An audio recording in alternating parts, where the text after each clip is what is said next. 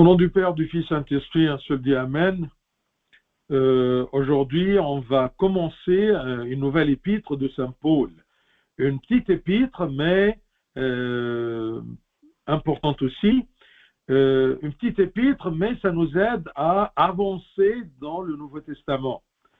Alors, ça sera l'épître de Saint Paul à Tite. Tite, son disciple. On va prendre aujourd'hui premier chapitre, si on a le temps, parce que toute l'épître se compose de trois chapitres.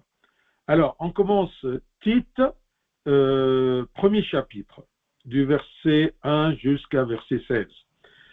Paul, serviteur de Dieu et apôtre de Jésus-Christ, pour la foi des élus de Dieu et la connaissance de la vérité qui est selon la piété, lesquels reposent sur l'espérance de la vie éternelle, promise dès les plus anciens temps par le Dieu qui ne ment point, et qui a manifesté sa parole en son temps par la prédication qui m'a été confiée d'après l'ordre de Dieu notre Sauveur.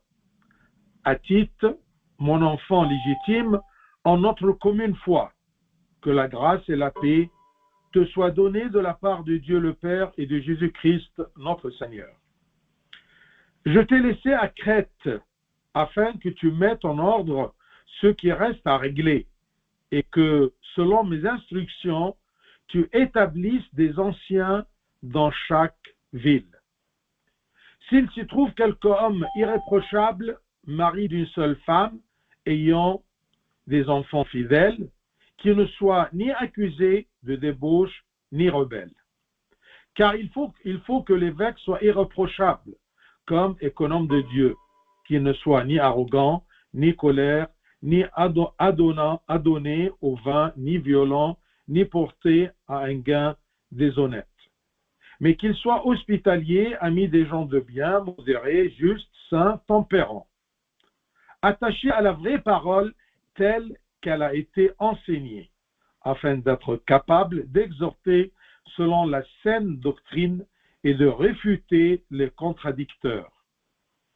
Il y a en effet, surtout parmi les circoncis, beaucoup de gens rebelles, de vains discoureurs et de séducteurs, auxquels il faut fermer la bouche. Ils bouleversent des familles entières, enseignant pour un gain honteux ce qu'on ne doit pas enseigner. L'un d'entre eux, leur propre prophète, a dit « Crétois, toujours menteur, méchante bête, ventre paresseux ». Ce témoignage est vrai. C'est pourquoi reprends-les sévèrement, afin qu'ils aient une foi saine. Et qu'ils ne s'attachent pas à des fables judaïques et des commandements d'hommes qui se détournent de la vérité. Tout est pur pour ceux qui sont purs, mais rien n'est pur pour ceux qui sont souillés et incrédules. Leur intelligence et leur conscience sont souillées. Ils font profession de connaître Dieu, mais ils le renient par leurs œuvres, étant abominables, rebelles et incapables d'aucune bonne œuvre. Gloire à toi, Seigneur. Donc, c'est une épître de Saint Paul à son disciple et son fils spirituel légitime, Tite. Eh bien, Tite était l'évêque, ou plutôt l'archevêque, responsable de l'église à Crète. Et cette épître-là était écrite vers les années 63-64. Et cette épître, en général, montre que le christianisme n'est pas des dogmes intellectuels ou des philosophies dialectiques, mais c'est une vie, c'est un esprit que l'évêque et le laïc vivent, chacun selon bien sûr les limites de son rôle, que ce soit laïc ou un clergé. Le mot clergé, c'est-à-dire les prêtres, les diacres, les évêques, le patriarche, tout ça, on l'appelle clergé, autre que les laïcs. Alors, l'apôtre souligne l'importance, dans cette épître, l'importance de la minutie ou la minutie dans le choix des hommes du clergé. Il a donné la responsabilité à Tite, son disciple, de instituer ou de ordonner des prêtres et des diacres. Donc, il doit être précis dans la façon de choisir ces hommes de l'Église. Et l'apôtre, dans cet épître aussi, on va voir qu'il précise aussi quelques consignes pastoraux pour l'évêque. Comment doit-il se comporter à l'égard de ses ouailles? Et bien sûr, ça peut être aussi les règles de chaque membre du clergé, que ce soit des évêques, des prêtres, des diacres, ou même les serviteurs de Dieu, les catéchistes. Tite, en général, à propos de sa vie, eh bien, il était le cousin du gouverneur de l'île de Crète. Il était né à Antioche, c'est un oriental. Mais il était d'origine des nations, incroyant. Il n'était pas juif, ni lui, ni ses parents. Tite, bien sûr, s'est converti au christianisme à l'aide de saint Paul. Il était le disciple de saint Paul. Il l'a accompagné à Jérusalem, à peu près l'an 50, où il y avait le premier Saint-Synode de l'Église. Pardon.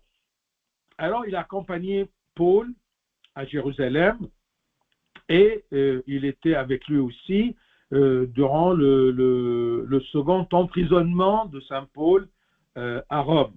Mais Tite a quitté saint Paul avant le jugement pour partir à ce qu'on appelle Dalmatie, au nord de la Grèce, puis à Crète. Donc, c'est une petite idée à propos de cette vie de Tite. Il est d'origine nation, idolâtre. Il est d'une famille plutôt aisée, puisqu'il était le cousin du gouverneur de Crète. Et il a connu saint Paul. Et on dit par la tradition que son cousin, eh bien, il l'a envoyé vers Jérusalem pour détecter un peu c'est quoi cette nouvelle religion. Et là-bas, eh bien, il a rencontré saint Paul et il a commencé à connaître le christianisme, à se convertir et à être baptisé. Tite, il est décédé à l'âge de 94 ans, assez vieux. Et il était célibataire, il ne s'est pas marié. Ça, c'est pour Tite. Mais à propos de la Crète, cette île-là, eh bien, était caractérisée par la corruption et par le débauche. Une île, c'est l'île la plus grande dans la Méditerranée, mais elle était connue par son vice. Les Crétois n'étaient pas de bonne réputation. Et il y avait quelques faux maîtres juifs qui enseignaient une mauvaise doctrine. Alors, le mal était partout et de chaque côté. Crète était christianisée par quelques convertis de la Pentecôte. Si vous vous rappelez bien, il y avait des juifs à Crète qui sont partis à Jérusalem comme le rituel. Et le jour de la Pentecôte, ils ont entendu Pierre et Jean, et ils ont retourné pour christianiser Crète. Mais c'était une christianisation très faible, pas générale. Jusqu'à l'arrivée de saint Paul, après son premier emprisonnement et durant sa 4e croisade. Là, vous devez retenir que saint Paul était emprisonné 2 fois à Rome, et ensuite il était jugé à mort, et il a fait 4 croisades pastorales. Alors, il a passé, durant son dernier voyage, il a passé à Crète, et il avait avec lui, bien sûr, Tite. Ça, c'est une petite introduction à propos de Crète et Tite. Alors, versets 1 et 2, Paul, serviteur de Dieu. Il se présente toujours, Paul, comme serviteur de Dieu. Mais attention ici, le terme serviteur, c'est une mauvaise traduction. La vraie traduction, c'est comme en arabe et en hébreu, abd. Abd, c'est-à-dire esclave. Mais dans toutes les traductions protestantes, ils n'aiment pas le mot esclave. Mais il y a une différence entre esclave et serviteur. Serviteur, c'est une personne payée. Et un serviteur, il peut quitter son maître quand il veut. Mais l'esclave, eh bien, il appartient à Dieu. C'est pour cela que l'homme de Dieu, Paul, il se considère non pas comme serviteur tout simplement de Dieu, mais esclave de Dieu. Il appartient à Dieu. Et bien sûr, l'esclave, il sert son maître. Alors, tous les esclaves sont des serviteurs, mais pas tous les serviteurs sont des esclaves. L'esclave appartient à son maître. On appartient à Dieu qui nous a rachetés par son sang.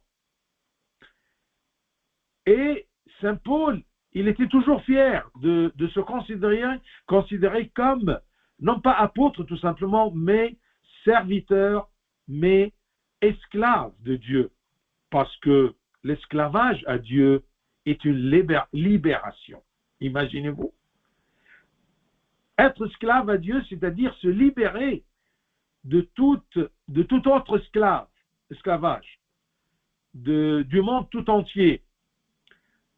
Quand je suis esclave de Dieu, je me libère de tout pour me soumettre à Dieu, pour que Dieu me possède.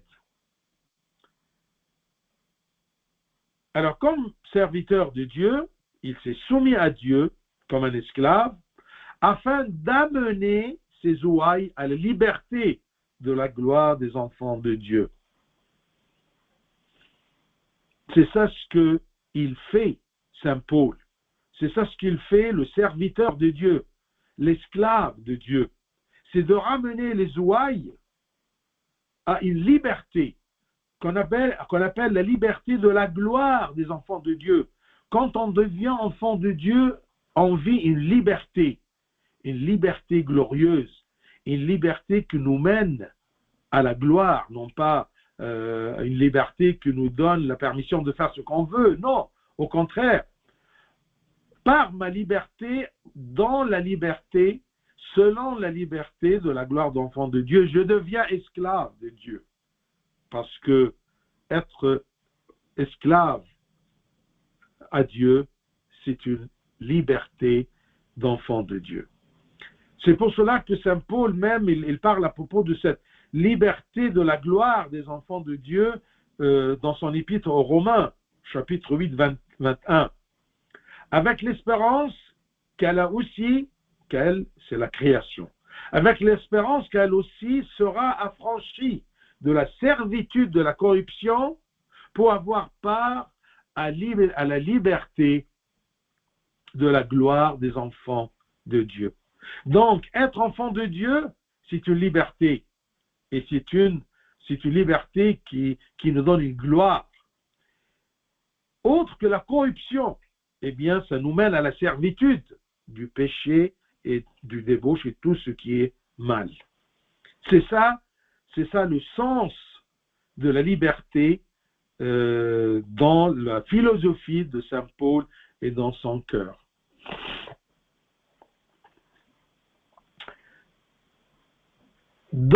À travers cet esclavage-là, la personne, surtout le serviteur, eh bien, accepte de porter le joug du ministère, du rythme. L'apôtre a accepté de porter le joug du ministère afin de devenir l'esclave de Dieu. Ainsi, il sollicite son disciple Tite d'accepter la tâche que Dieu lui a réservée de servir à Crète, malgré que Crète n'était pas une ville facile ou une île facile. Il a sollicité d'accepter ce service malgré la corruption répandue en Crète. Donc, Tite doit se considérer comme un esclave que son maître lui a confié une tâche difficile. C'est ça, servir Dieu. Je me considère, comme saint Paul, comme un esclave dont le maître lui a confié une tâche parfois facile, mais parfois aussi difficile. Et puisque je suis esclave, je dois exécuter. Par amour, par liberté intérieure, par la liberté de la gloire des enfants de Dieu. Paul, serviteur de Dieu, Paul, esclave de Dieu et apôtre de Jésus-Christ, pour la foi des élus de Dieu. Avant de passer là, je vous rappelle que même la Sainte Vierge Marie, d'accord, dans la traduction, elle a dit « je suis la servante », mais non, je suis en arabe « ama ». « Ama » c'est dire esclave. Luc 1, 38, eh bien Marie a dit « je suis la servante de Dieu, je suis la servante du Seigneur, qu'il me soit fait selon ta parole ». C'est ça, être esclave de Dieu, de se soumettre à l'ordre de Dieu, à la volonté de Dieu, qu'il me soit fait selon ta parole. Et l'ange la quitta. Je suis l'esclave de Dieu, non pas la servante de Dieu. Alors, saint Paul, il dit que je suis dans cette situation de servir Dieu pour la foi des élus de Dieu et la connaissance de la vérité qui est selon la piété. Quel est le but? Le but ou quel est le sujet du servir? Quel est le sujet d'un catéchiste? Quel est le sujet d'un clergé? Qu'est-ce qu'il fait? Et vers qui? Eh bien, vers les ouailles de Dieu, ce qu'on appelle les élus de Dieu. Et les élus de Dieu a un sens. On va voir. La foi et la connaissance de la vérité. C'est ça ce qu'on cherche en travaillant dans le domaine du catéchisme ou de l'enseignement ou de servir le mystère du Christ. C'est d'aider les élus de Dieu, de les attirer vers la bonne foi et la connaissance de la vérité. Dieu à Crète, il a des élus. Il a choisi par sa préscience.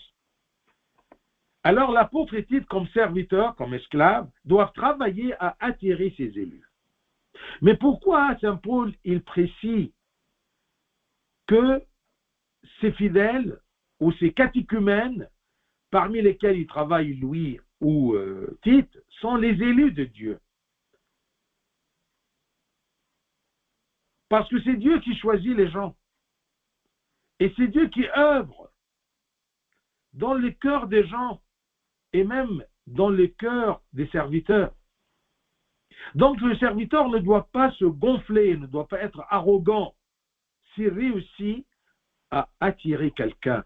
Non, ce n'est pas toi qui as attiré quelqu'un vers Dieu.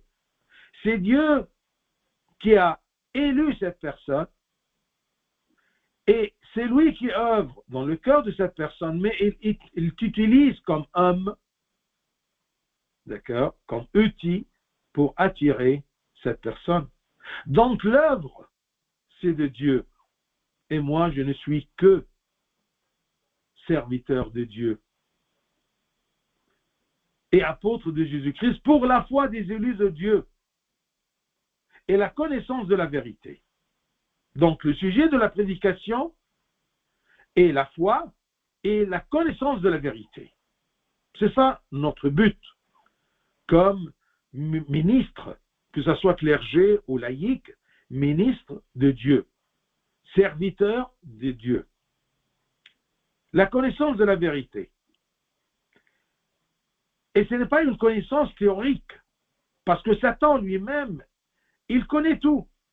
Il a cette connaissance, mais une connaissance morte. Il ne la pratique pas. Il ne la vit pas. Donc, notre but comme serviteur de Dieu, parmi les élus, c'est la foi, leur foi, la foi saine la vraie foi de l'Église et la connaissance de la vérité. Une vérité qu'on peut admirer dans la vie du serviteur et du servi, dans la vie des deux.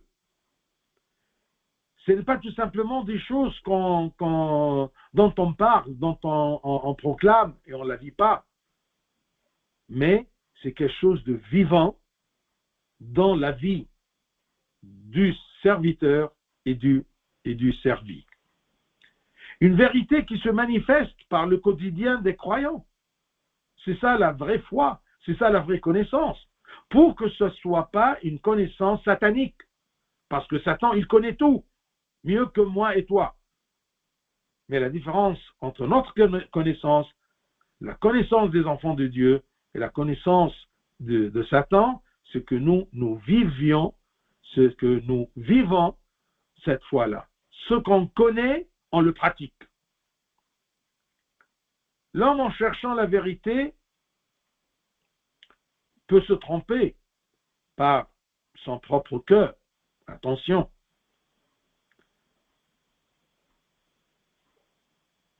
C'est pour cela que même dans l'Ancien Testament, dans le livre de Jérémie, c'est écrit, chapitre 17, 9, le cœur de l'homme. Le cœur est tortueux par-dessus tout. Et il est méchant, le cœur de l'homme. Qui peut le connaître? Je me base pas sur mon cœur, mes sentiments, pour connaître la vérité. Ce n'est pas ce que je préfère et la vérité, non. La vérité, c'est ce que l'Esprit de Dieu qui habite en moi, qui m'illumine pour discerner, pour distinguer la vérité. Donc, la connaissance de la vérité, c'est quelque chose de très important pour le chrétien, pour l'enfant de Dieu. Mais quelle vérité? Une vérité selon la piété, une vérité pratique. Mais ça doit être la bonne vérité, la vraie vérité, la vérité saine. L'homme qui vit selon la piété est plein de l'Esprit, est plein de l'Esprit Saint. Et l'Esprit Saint est l'Esprit de la vérité. Donc, si je suis animé par l'Esprit de Dieu et je vis la piété que j'ai eue à travers la connaissance de la vérité, ça c'est un cercle. Vous voyez? J'ai besoin de la vérité. Dieu œuvre en moi et il m'aide à travers les serviteurs de connaître la vérité. À travers l'Église, je peux connaître la vérité par l'Esprit Saint qui œuvre en moi et qui habite en moi un peu plus tard après le baptême. Donc, je ne peux pas me tromper, je ne peux pas suivre le cœur qui est tortueux par-dessus tout et il est méchant parce qu'il a un déclin, un penchant vers le mal. Mais la vérité, l'Esprit de Dieu, l'Esprit de vérité, elle m'aide à connaître la vérité. L'Esprit nous donne une illumination par laquelle nous distinguons la vérité. Croyez-moi, c'est facile de connaître la vérité. Le Christ est venu pour nous révéler cette vérité-là. Regardez qu'est-ce qu'il nous dit dans Jean 18, 37. Pilate dit au Christ, Pilate lui dit, tu es donc roi. Jésus répondit, tu le dis, je suis roi.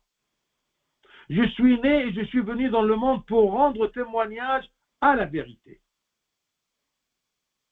Vous voyez? Tout ce que le Christ nous dit, tout ce que les apôtres nous disent, eh bien, c'est la vérité.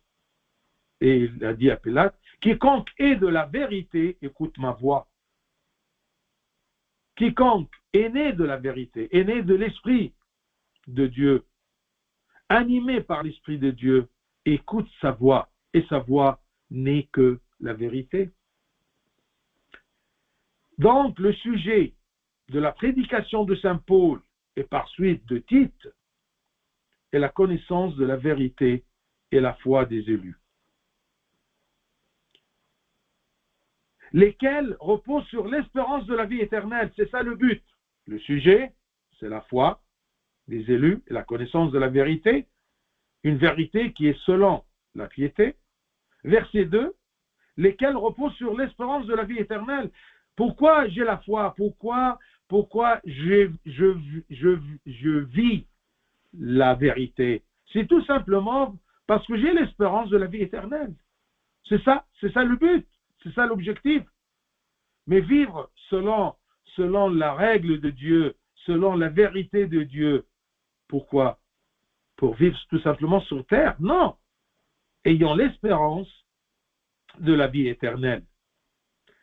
Regardez, commencement de cette petite épître, mais dans le verset 1 et 2, on voit vraiment le sens du christianisme, le sens de la prédication. C'est que je dois avoir la foi, je dois chercher la foi des élus. Tous les croyants sont élus de Dieu. C'est lui qui a choisi. Il y a qui continuent et se soumettent à la volonté de Dieu et à son choix. Il y a des gens qui commencent une partie du chemin et ils quittent, comme Judas. Tout repose sur l'espérance de la vie éternelle. Parce que la foi sans espérance mène l'âme vers le désespoir. Si je vis selon la piété, j'ai connu la vérité et je la pratique selon la piété, je vis dans la piété, et je n'ai pas l'espérance de la vie éternelle, eh bien, je vais tomber dans le désespoir, je vais me lasser. Et bien, la foi sans espérance mène l'âme vers le désespoir, le lassement. Mais l'espérance donne la joie au milieu même des tribulations. Pourquoi les bons chrétiens supportent les tribulations, même le martyre? Parce qu'ils vivent, ils se reposent sur l'espérance de la vie éternelle. C'est ça l'objectif. L'espérance de la vie éternelle. La vie éternelle, c'est notre espérance. On lutte, on vit l'effort sur terre, en mettant dans la tête toujours la vie éternelle, se reposant sur l'espérance de la vie éternelle.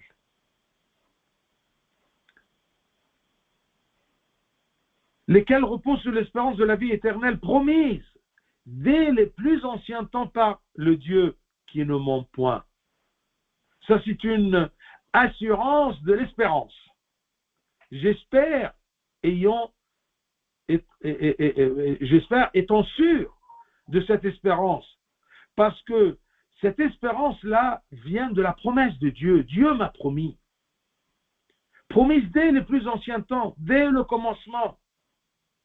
Il a promis à Adam et à Ève que ta descendance va écraser la tête de la vipère. La descendance de la femme, c'est le Messie, c'est le Christ. C'est une promesse du salut. Promise dès les plus anciens temps par le Dieu, par notre Dieu, qui ne ment point. Dieu, c'est pour cela qu'on dit toujours que Dieu est fidèle dans ses promesses. Fidèle, c'est-à-dire, il promet, il œuvre, il exécute, d'accord, et il ne ment pas. Le Dieu qui ne ment point. Bien sûr, ne ment point, parce qu'il est Dieu de vérité. Dieu promet, œuvre, exécute et ne ment pas. C'est ça qui me donne l'espérance, parce que cette espérance, c'est une promesse qui vient de Dieu qui ne ment point. Ce Dieu-là, verset 3, et qui a manifesté sa parole en son temps, dans le temps opportun. Il a manifesté sa parole. Sa parole s'est manifestée. La parole de Dieu, c'est le Christ incarné. C'est manifesté en son temps. Et jusqu'à maintenant, elle se manifeste par la prédication. Le temps de Saint Paul, la prédication qui m'a été confiée d'après l'ordre de Dieu notre Sauveur. Aujourd'hui, chacun de nous, dans la foi et dans l'espérance, eh bien, on a la tâche de la prédication. Même si ce n'est pas par la parole, mais par action. Nous sommes la lumière du monde.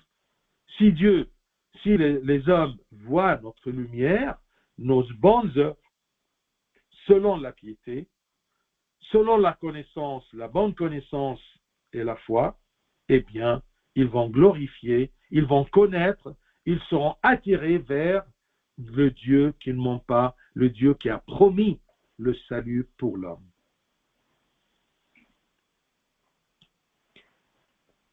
En son temps, Dieu est un bon économe. Il a fait l'économie du salut dès les plus anciens temps. C'est pour cela, Galates 4:4, c'est écrit, mais lorsque les temps ont été accomplis, quand tous les éléments étaient prêts et adéquats, Dieu a envoyé son Fils né d'une femme, né sous la loi. C'est ça, l'incarnation. C'est ça, Noël. C'est que lorsque les temps ont été accomplis, Dieu a envoyé son Fils né d'une femme, né sous la loi, tout simplement comme un homme comme nous, mais sans péché. Un homme comme nous et Dieu. Dieu incarné. C'est ça Noël. On est heureux à Noël parce que c'est l'exécution de la promesse de Dieu. Nous sommes l'épître de Tite, premier chapitre, verset 4.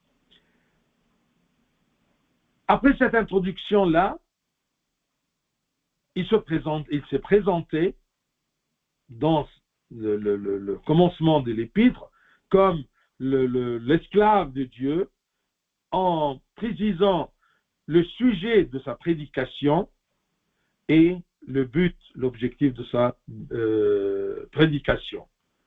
Et il commence à s'adresser à Tite.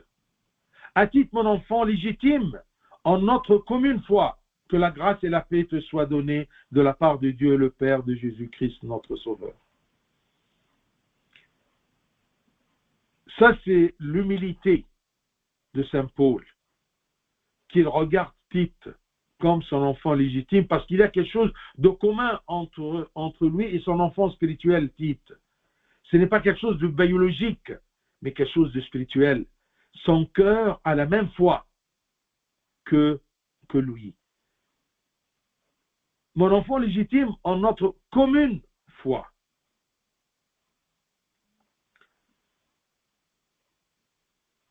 Et c'est une foi qui rend Tite comme un vrai croyant. Il a la même foi. La foi commune dans le cœur de tous les chrétiens. La vraie foi, c'est une foi unique, commune, transmise aux saints. C'est la foi de toute l'Église. La foi qui a uni les Juifs et les nations. Tous les deux qui ont connu la vraie foi. Une vraie foi, c'est une foi qu'on n'a rien changé là-dedans. La vraie foi, c'est la foi qu'on garde et qu'on la défend. Et c'est pour cela qu'après tous ces siècles-là, on a reçu la foi intacte à cause de la transmission dans notre Église, qui a gardé et a défendu la vraie foi, sans aucun changement. À titre mon enfant légitime en notre commune foi, il lui donne la bénédiction apostolique, que la grâce et la paix te soient données de la part de Dieu le Père et de Jésus-Christ notre Seigneur, notre Sauveur. Toujours, on a l'habitude maintenant de cette salutation, de cette bénédiction apostolique, dont les éléments sont la grâce et la paix. On ne peut pas vivre sans la grâce de Dieu et sans la paix. On ne peut pas vivre et agir comme chrétien si nous n'avons pas cette paix avec Dieu. Une paix, une réconciliation avec notre Dieu.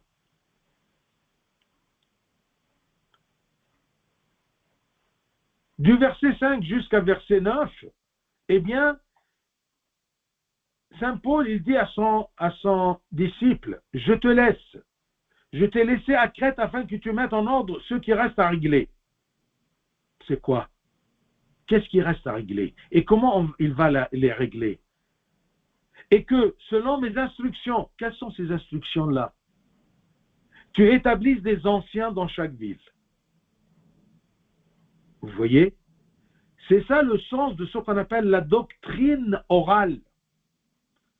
Pas tout est écrit dans l'Évangile. Parce que parfois, quand l'Église enseigne quelque chose, eh bien, il y a des gens qui refusent en disant, mais où c'est écrit? Je prends un exemple que j'aime beaucoup. Comment on fait le signe de la croix? Tous les chrétiens font le signe de la croix. Sans exception. Un chrétien, c'est quelqu'un qui connaît le signe de la croix. Que ce soit par la bénédiction, que ce soit pour se bénir lui-même. Pour bénir quelque chose, c'est le signe de la croix. Qui nous a appris? Est-ce que c'est écrit? Comment faire le signe de la croix dans l'Évangile? Comment on l'a eu? Dès le commencement, eh bien, par la doctrine, at-taqlid, la transmission. Ce n'est pas quelque chose d'ancien, arriéré, qu'on garde, non. C'est quelque chose bénéfique qu'on a reçu, qu'on a gardé et qu'on l'a transmis, on l'a transmis toujours. Je t'ai laissé en Crète afin que tu mettes en ordre ce qui reste à régler et que selon mes instructions, tu établisses des anciens dans chaque ville. Attention, le terme ancien. Ça, c'est une traduction protestante toujours comme serviteur au lieu d'esclave, comme ancien au lieu de évêque et clergé. Parce que les protestants ne croient pas dans le sacerdoce. Ce sont des pasteurs, mais pas le sacerdoce, pas le sacrement du sacerdoce. Et la preuve que le mot ancien veut dire le clergé, regardez le verset 7. Ils ont traduit comment? Car il faut que l'évêque soit irréprochable. Que l'évêque. Regardez, là, ils n'ont pas pu. Ils ont écrit quoi? Que l'ancien doit. Non, ils ont écrit l'évêque. Parce qu'au commencement, c'était des évêques. Ensuite, un peu plus tard, c'était des prêtres. Je t'ai laissé en Crète afin de régler et mettre en ordre ce qui reste à régler. Et il a commencé à lui dire les caractéristiques d'un clergé, les caractéristiques d'un homme de Dieu. Bien sûr, grosso modo, c'est pour le clergé, mais ça n'empêche pas aussi pour les serviteurs, les ministres, les catéchistes, et même pour chaque chrétien, parce que chaque chrétien il a un rôle dans la prédication. Alors, première caractéristique, verset 6, s'il s'y trouve quelque homme irréprochable. Qu'est-ce que ça veut dire irréprochable? Attention, il n'a pas dit sans péché, parce qu'il n'y a pas un homme sans péché. Il ne va pas trouver des clergés, il ne va pas trouver ni des évêques, ni. Il a dit irréprochable. Le mot irréprochable, ça veut dire on ne lui reproche pas un vice ou un blâme ou une mauvaise réputation, lui et ses enfants. Mais au moins, il se comporte comme un chrétien, selon la piété. Alors, si tu trouves quelque homme irréprochable, mari d'une seule femme, non pas un homme qui se marie beaucoup, non, il est d'après la loi de Moïse qui permettait, oui, mais ça montre une preuve de sa chasteté. Il a une seule femme. Même si sa femme meurt, eh bien, il ne s'est pas remarié. Ce n'est pas un homme qui cherche ce qui est sensuel. Il a pris son sort des mains de Dieu, il s'est marié avec une femme, et même si elle meurt, il est mari d'une seule femme, pour que ce soit un signe de chasteté. Ayant des enfants fidèles, fidèles à la loi de Dieu, fidèles à la connaissance de Dieu, fidèles à la foi de Dieu. Parce que si un homme, il a pu bien éduquer ses enfants, il pourra éduquer les autres et aider les autres dans le chemin de la piété, le chemin de Dieu, le chemin de la vie éternelle. On ne peut pas trouver un homme dont les enfants sont fichus, sont loin de la piété, et on lui donne la tâche d'éduquer les enfants de Dieu, les élus de Dieu. Ça ne marche pas.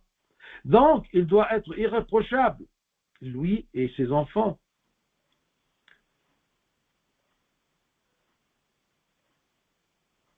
Ayant des enfants fidèles qui ne soient ni accusés de débauche ni rebelles, comme lui. Accusés de débauche ni rebelles. Ni rebelles, c'est-à-dire, ils ne sont pas contre l'enseignement de l'Église et contre le clergé. D'accord? Ils doivent avoir des enfants qui les a éduqués dans l'obéissance des anciens, l'obéissance du clergé et de l'Église et de la foi. Car il faut, ici il précise, car il faut que l'évêque soit irréprochable. Et ben, s'il trouve quelqu'un irréprochable, tu établis des anciens, car il faut que l'évêque, cette évolution des versets, eh bien, vous comprenez que l'ancien, c'est le clergé. Car il faut que l'évêque soit irréprochable. Comme économe de Dieu, il est représentant de Dieu. Il est le substitut de Dieu. Il est le procureur de Dieu. Il est le mandataire de Dieu. Donc, il doit présenter la bonne image de Dieu. Et c'est pour cela que le clergé et le serviteur, on les appelle les hommes de Dieu, qui travaillent pour Dieu, qui sont esclaves de Dieu, qui sont serviteurs de Dieu. Ils soient irréprochables comme économes de Dieu. Chacun qui travaille pour attirer les élus de Dieu, eh bien, il doit se comporter comme un économe de Dieu. Qu'il ne soit ni arrogant. Il ne peut pas être arrogant parce que ce n'est pas lui qui œuvre, ce n'est pas lui qui a cherché ses brebis égarées, c'est Dieu qui les a élus et c'est Dieu qui œuvre en moi comme serviteur et en eux. Il me donne la parole, il leur donne un cœur qui peut accepter la parole. Et ben, ce n'est pas la peine qu'un serviteur se gonfle, prendre des grandes ailes, s'il a réussi à attirer quelqu'un vers le Christ, parce que c'est Dieu qui œuvre, ce n'est pas toi. Toi, tu n'es qu'une simple outil dans la main de Dieu. Qu'il ne soit ni arrogant, ni colère, ni adonné au vin, ni violent, ni porté à un gain déshonnête. C'est évident que l'homme de Dieu soit pareil. Regardez quand il était adonné, il était porté à un gain déshonnête. Il a abouti à quoi, Judas? À vendre son maître. Et bien, si un clergé, il cherche un gain déshonnête, eh bien, il vendra tout. D'accord? Mais qu'il soit hospitalier, ami des gens de bien, modéré, juste, saint, tempérant. Qu'est-ce que ça veut dire tempérant? Tempérant, c'est-à-dire qu'il n'est pas influencé par tout ce qui entoure la communauté chrétienne.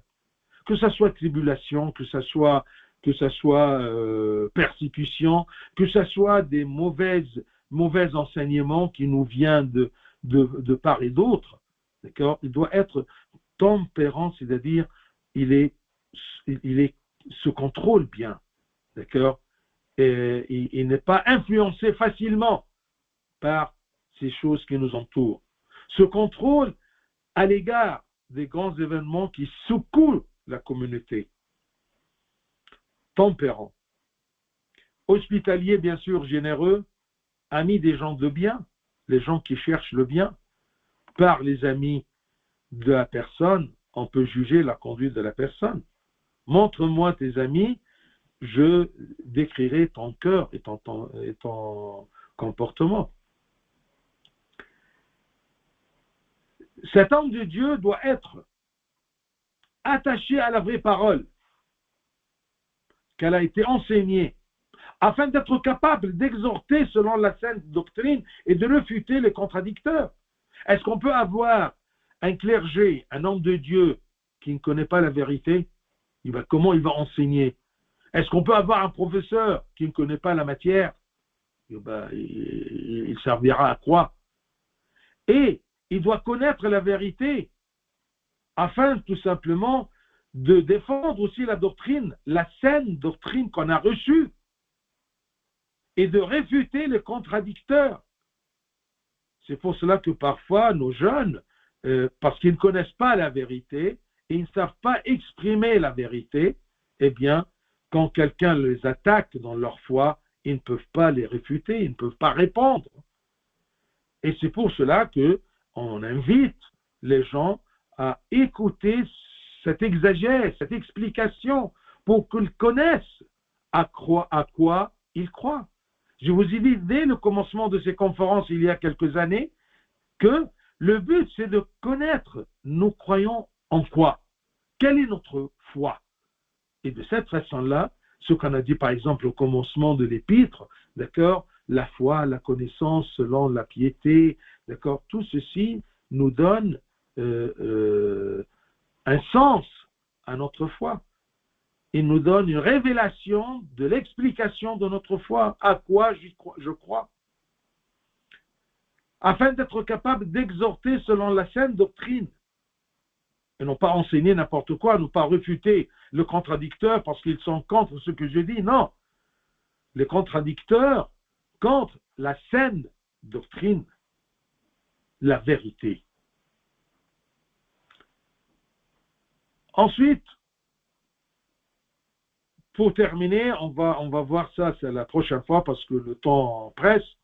Eh bien, du verset 10 jusqu'à 16, pour la prochaine fois, eh bien, il va exhorter ou il va solliciter Tite, d'accord, de se méfier des faux enseignants. Parce qu'à Crète, il y avait beaucoup de faux enseignants. Et des faux enseignants qui sont chrétiens d'origine juive. On va voir ceci la prochaine fois. Alors, on va commencer par le verset 10 jusqu'à 16. Retenez bien que le sujet de notre chrétienté, c'est la foi. Et c'est la vraie, et c'est la connaissance de la vérité. Non pas une vérité morte, une vérité intellectuelle, mais une connaissance de la vérité selon la piété. Et nous sommes des esclaves de Dieu, parce que cet esclavage nous donne une liberté, la liberté de la gloire des enfants de Dieu, gloire à lui éternellement. Amen.